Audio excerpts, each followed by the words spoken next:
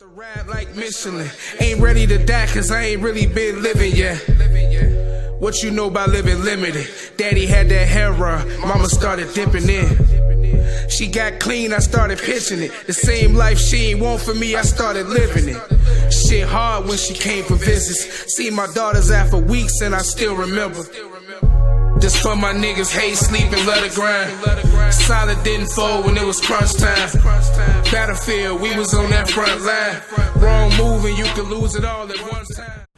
What's up, everybody? It's the homie Truth Teller, the street reporter. And today's topic, we really gonna do a Tay600 blog, but D-Rose got a lot to do with it. So I'm gonna say this blog is about D-Rose and Tay600. You know, it's a lot of stuff been going on about the Tay600 snitching scandal. A lot of people said it was made up, you know, especially with the appeal paperwork dropping.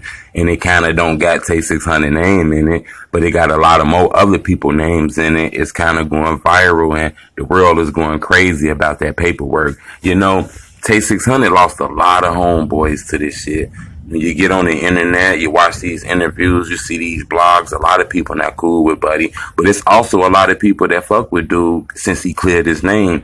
You know, a lot of people not happy with what Team 600 did to Tay600, but at the end of the day, Team 600 is strong. They got a big fan base from LA Capone, from Rondo, to C-Day, to E-Day, to Breezy. So, you know, they still gonna have fans and a lot of people who not gonna bleed the paperwork. You know, they just gonna ride with Team 600 because they is kind of strong, whether you don't see it like that. But, you know, those rappers do got kind of like a big, huge fan base, to be honest with you. So that was kind of hard on Tay600.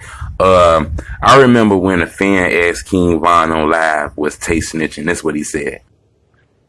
I don't fuck with nobody that told on nobody, gang. Nobody like I let way oh, this how I go way.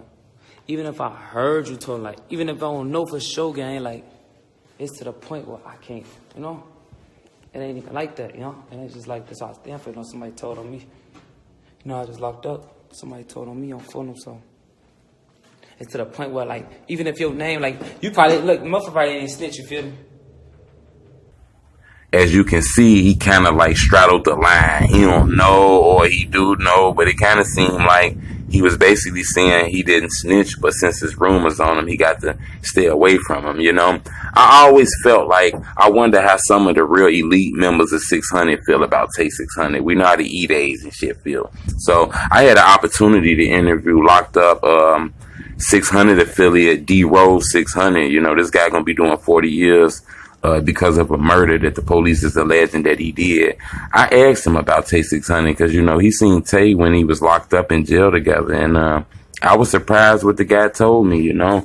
I figured somebody like Drose600 be gangster and be like, man, that dude a rat, that dude a snitch. I ain't rocking with him at all. But when I asked him that question, I was very surprised at what he said. Y'all check this snippet out of what he said, man. I might redrop this whole interview soon, but you gotta subscribe. Big on yelling your name out and Kobe, and you know, I actually knew your name before I actually seen who you were in the videos and stuff like that, because rappers used to shout you out. Do any of those guys kind of call you like Chiefkeef or Lil Durk now?